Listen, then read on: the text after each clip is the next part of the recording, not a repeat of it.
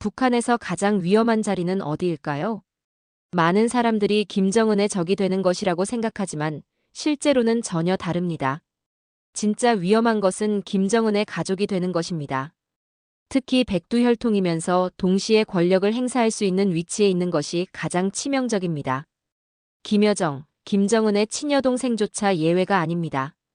그녀가 아무리 백두혈통이고 김정은의 측근이라 해도 만약 사람들이 그녀 주변에 모이기 시작하고 그녀의 말 한마디로 일이 해결되는 순간이 온다면 그 순간이 바로 그녀에게 가장 위험한 때가 됩니다.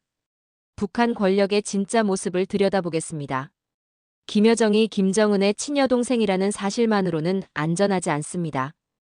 오히려 이것이 그녀를 가장 위험한 위치에 올려놓는 요소가 되고 있습니다. 북한 체제에서 백두혈통은 분명 특별한 지위를 보장하지만 동시에 가장 엄격한 제약을 받는 존재이기도 합니다. 김여정의 현재 위치를 정확히 파악해보면 그녀는 존경받고 두려운 인물이지만 실질적인 권력, 즉 권한을 행사할 수 없는 구조 속에 갇혀 있습니다.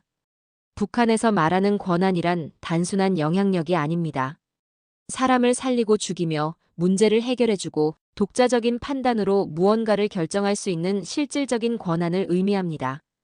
문제는 김여정이 이런 권한을 한 번이라도 사용하는 순간입니다.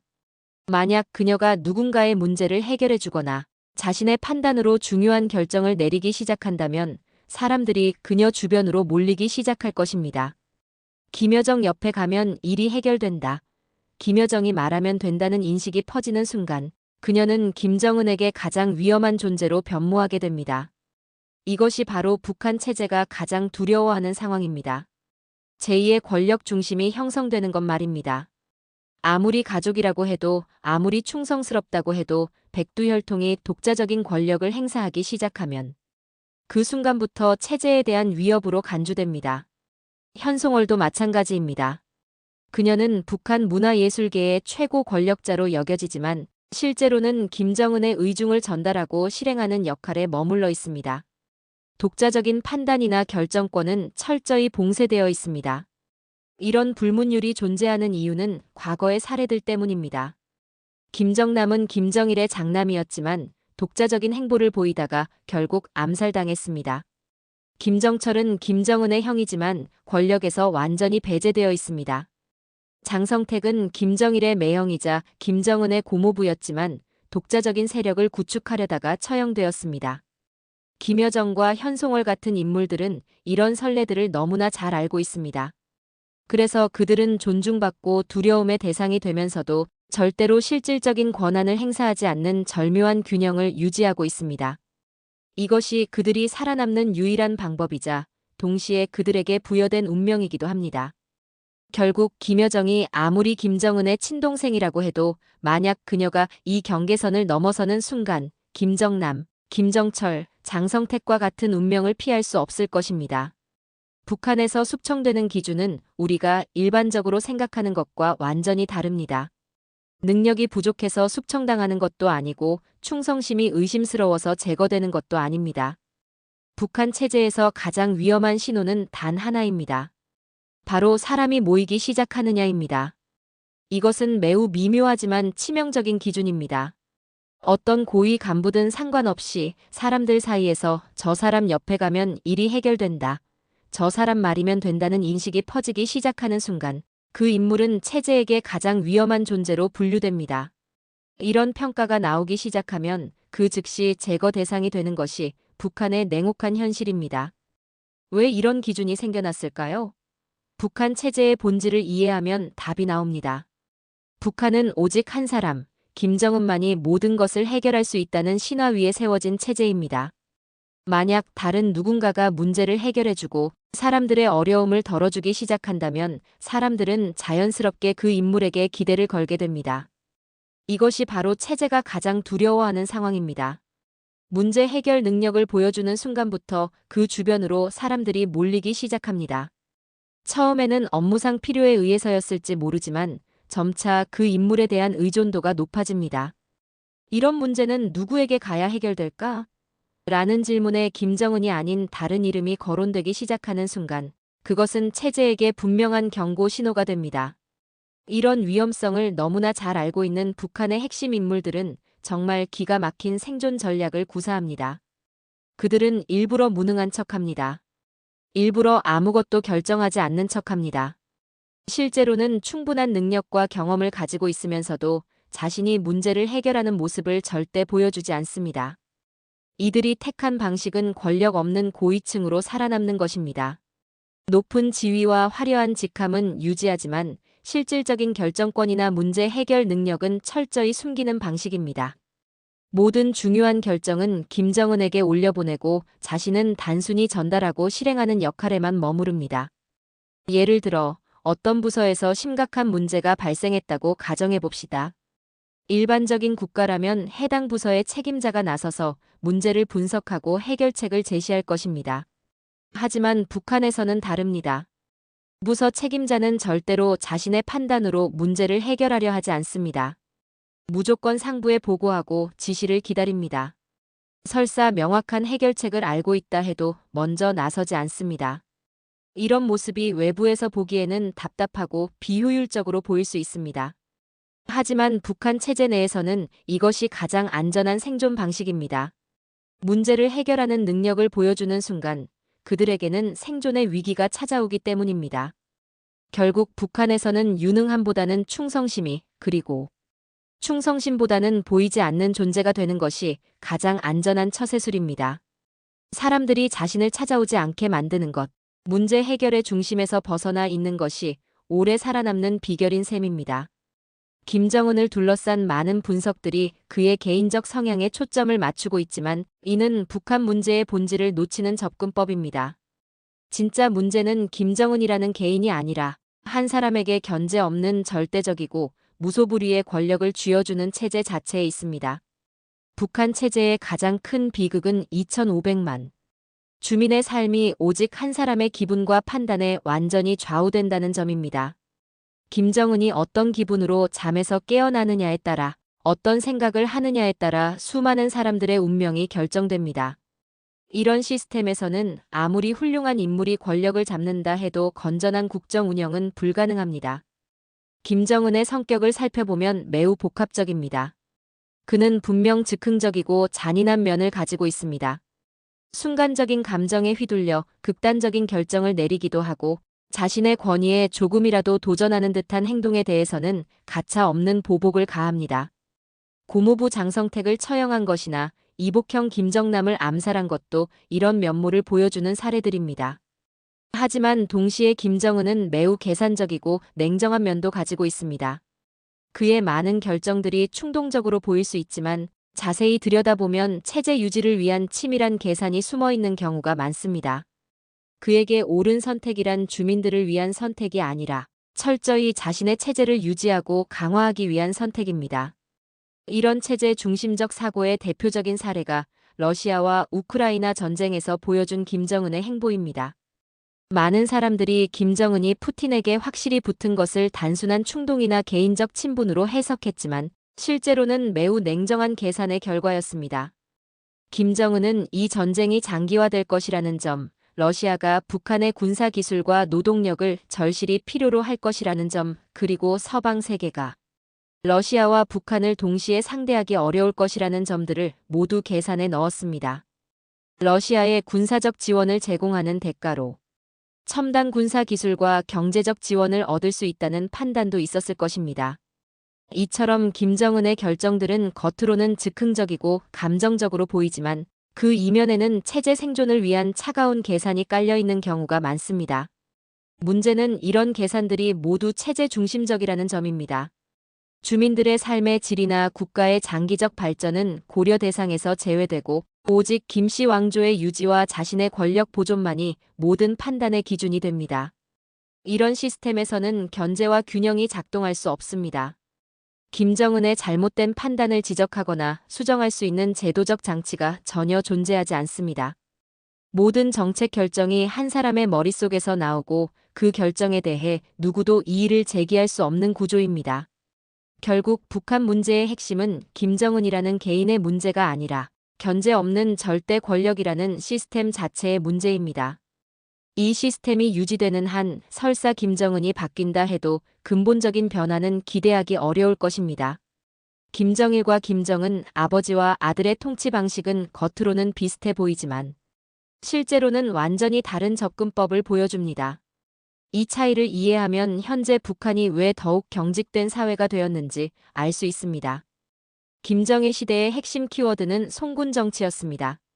군대를 모든 정책의 중심에 두고 군사력 강화를 통해 체제를 유지하려는 전략이었습니다.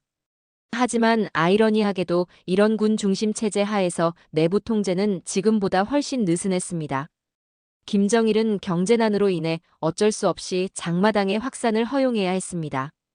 국가 배급 시스템이 무너지면서 주민들이 스스로 생계를 해결해야 하는 상황이 되었고, 이 과정에서 자본주의적 요소들이 북한 사회에 스며들기 시작했습니다.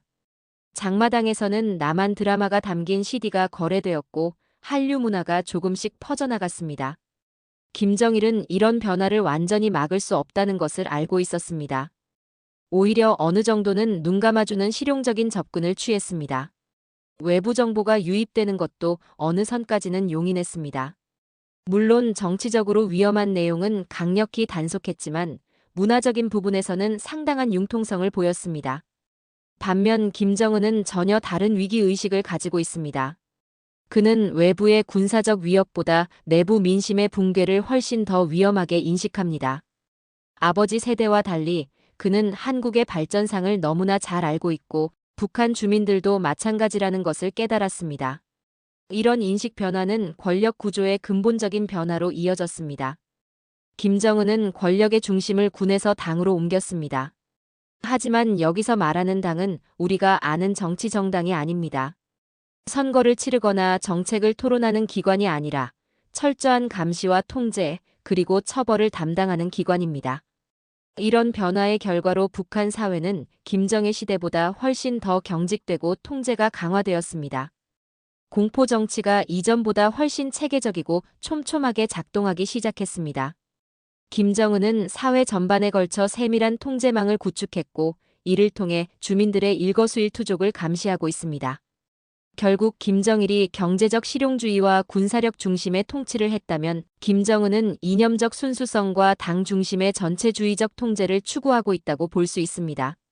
이런 차이가 현재 북한이 과거보다 더욱 폐쇄적이고 억압적인 사회가 된 이유입니다. 김정은이 선언한 두 국가론을 단순히 남북관계, 악화나 통일 포기로만 해석하면 그 진짜 의도를 놓치게 됩니다. 겉으로는 남북을 완전히 다른 두 개의 적대적 국가로 규정하겠다는 선언이지만 실제 목적은 전혀 다른 곳에 있습니다. 진짜 목표는 북한 주민들의 마음속에 남아있는 한국에 대한 환상을 완전히 제거하는 것입니다. 김정은은 북한 주민 대다수가 이미 한국의 실상을 어느 정도 알고 있다는 사실을 너무나 잘 알고 있습니다. 장마당을 통해 퍼진 한국 상품들, 몰래 시청하는 한국 드라마와 K-팝, 탈북자들을 통해 전해지는 소식들을 통해 주민들은 한국이 북한보다 훨씬 잘 살고 있다는 것을 깨달았습니다. 더 위험한 것은 많은 주민들이 통일만이 자신들의 유일한 탈출구라고 생각하기 시작했다는 점입니다. 이런 주민들을 데리고는 세습 체제를 유지하는 것도 현재의 체제를 지속하는 것도 불가능하다는 것이 김정은의 판단입니다. 이런 위기의식은 2021년 이후 쏟아져 나온 각종 악법들의 배경이 되었습니다. 반동사상문화배격법, 청년교양보장법, 평양문화보호법 등 이름만 그럴듯한 법들이 연이어 제정되었습니다. 하지만 이 모든 법들의 목적은 단 하나입니다. 한국을 비롯한 외부 정보의 유입을 완전히 차단하는 것입니다. 특히 김정은이 가장 경계하는 대상은 북한의 젊은 세대들입니다. 우리로 치면 MZ세대에 해당하는 이들은 태어날 때부터 장마당 문화에 노출되어 자랐습니다.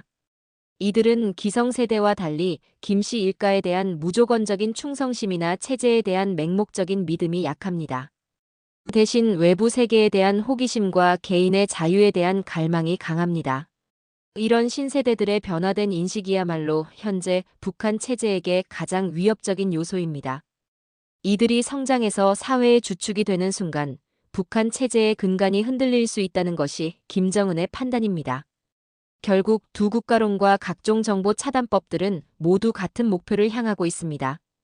북한 주민들, 특히 젊은 세대들이 외부 세계를 동경하거나 현 체제의 의문을 품지 못하도록 차단벽을 더욱 높이 쌓는 것입니다. 통일에 대한 기대감을 원천 봉쇄하고 한국을 영원한적으로 규정함으로써 주민들의 마음속에서 다른 삶에 대한 상상력 자체를 제거하려는 것이 김정은의 진짜 의도인 셈입니다. 김주애의 등장은 처음에는 많은 사람들에게 큰 충격을 주지 않았습니다. 대부분이 단순히 딸바보 아버지가 어린 딸을 데리고 다니는 모습 정도로 받아들였습니다. 김정은이 아버지로서의 인간적인 면모를 보여주려는 이미지 정치의 일환이라고 여겨졌고 후계자로서의 가능성에 대해서는 거의 언급되지 않았습니다. 주민들 사이에서도 특별한 거부감은 없었습니다. 하지만 세심하게 관찰해보면 중요한 변화의 신호들이 감지됩니다. 가장 결정적인 변화는 북한 언론에서 김주애를 부르는 호칭이 바뀌기 시작한 것입니다. 초기에는 사랑하는 자제분이라고 불렀지만 점차 존경하는 자제분으로 격상되었습니다. 이 호칭 변화는 단순해 보이지만 북한 체제에서는 매우 중요한 의미를 갖습니다. 사랑하는이라는 표현은 아버지 김정은이 개인적으로 아끼는 대상이라는 뜻이지만 존경하는이라는 표현은 주민들이 마땅히 존경해야 할 대상이라는 의미입니다. 즉 김주애가 김정은의 사적인 가족 구성원에서 공적인 정치적 인물로 격상되고 있다는 신호입니다. 김정은이 이런 변화를 추진하는 이유는 자신의 과거 경험과 밀접한 관련이 있습니다. 김정은은 아버지 김정일로부터 충분한 후계 수업을 받지 못했습니다. 김정일이 갑작스럽게 사망하면서 준비 기간도 짧았고 그 결과 집권 초기에 상당한 혼란을 겪어야 했습니다. 장성택 숙청, 김정남 암살 등 잇따른 피바람은 모두 이런 준비 부족에서 비롯된 측면이 큽니다. 김정은은 이런 시행착오를 자신의 후계자에게는 반복시키고 싶지 않을 것입니다. 그래서 김주애에게는 장기적이고 안정적인 후계 준비 과정을 제공하려고 하는 것으로 보입니다. 어린 나이부터 공식 석상에 노출시켜 주민들에게 익숙한 존재로 만들고 점진적으로 정치적 지위를 높여가는 전략입니다. 흥미롭게도 김정은의 여성 간부 등용 정책도 이런 맥락에서 해석할 수 있습니다. 김정은은 공개적으로 북한의 남성 중심 관료 문화를 비판하고 여성 간부들을 적극적으로 등용하라고 지시했습니다. 표면적으로는 여성 인권 신장과 능력 중심의 인사 정책으로 포장되어 있습니다. 하지만 이면에는 다른 계산이 숨어 있을 가능성이 높습니다. 바로 여성 후계자인 김주애를 위한 사전 포석이라는 해석입니다. 북한은 전통적으로 극도의 가부장적 사회입니다. 여성이 최고 권력자가 된다는 것은 상상하기 어려운 일이었습니다. 하지만 최근 몇 년간 최선희가 외무상 역할을 맡으며 국제 무대에서 활발하게 활동하고 있고 김여정은 김정은의 최측근으로 막강한 영향력을 행사하고 있습니다. 여러 당 비서급 요직에도 여성들이 임명되고 있습니다. 이런 변화들은 모두 북한 사회에서 여성 권력자들에 대한 거부감을 점차 줄여가는 역할을 하고 있습니다. 김정은이 의도했든 아니든 이런 환경 변화는 김주애가 훗날 후계자로 등장할 때 주민들의 심리적 저항을 최소화하는 효과를 낼 것입니다. 여성도 충분히 국정을 담당할 수 있다는 인식이 자연스럽게 형성되고 있기 때문입니다. 결국 김주애의 등장과 여성 간부 등용은 별개의 정책이 아니라 하나의 큰 그림 속에서 연결되어 있을 가능성이 높습니다. 북한의 실제 권력 구조를 들여다보면 우리가 흔히 알고 있는 공식적인 서열과는 상당한 차이가 있습니다. 진짜 권력을 쥐고 있는 사람들은 따로 있고 이들의 역할과 한계를 이해해야만 북한 체제의 실상을 파악할 수 있습니다. 현재 북한에서 실질적인 실무를 담당하는 핵심 인물들을 살펴보면 당 분야에서는 조용원이 가장 중요한 역할을 맡고 있습니다. 외교 분야에서는 최선희가 실질적인 권한을 행사하고 있고 군 분야에서는 박정천, 내각에서는 박태성이 핵심 역할을 담당하고 있습니다. 하지만 이들에게는 공통점이 있습니다. 그들은 모두 김정은의 정책을 집행하는 사람들이지 결코 독자적인 세력이 될 수 없는 위치에 있다는 점입니다. 아무리 중요한 역할을 맡고 있어도 아무리 전문적인 능력을 인정받고 있어도 그들 주변에 독자적인 권력 집단이 형성되는 것은 절대 허용되지 않습니다. 북한의 권력 서열은 한번 정해지면 쉽게 바뀌지 않는 특징이 있습니다. 이는 잦은 인사 이동이 체제 불안을 가져올 수 있다는 우려 때문이기도 하지만 더 근본적으로는 김정은이 통제 가능한 범위 내에서 권력 구조를 고정시켜 두려는 의도가 작용하고 있습니다. 이런 권력 구조 분석을 통해 우리가 도달할 수 있는 핵심 결론들은 매우 중요합니다.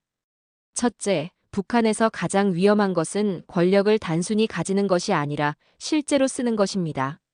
높은 직책에 앉아 있는 것만으로는 안전하지만 그 권한을 실제로 행사하기 시작하면 체제의 경계 대상이 됩니다. 김여정이든 다른 누구든 마찬가지입니다.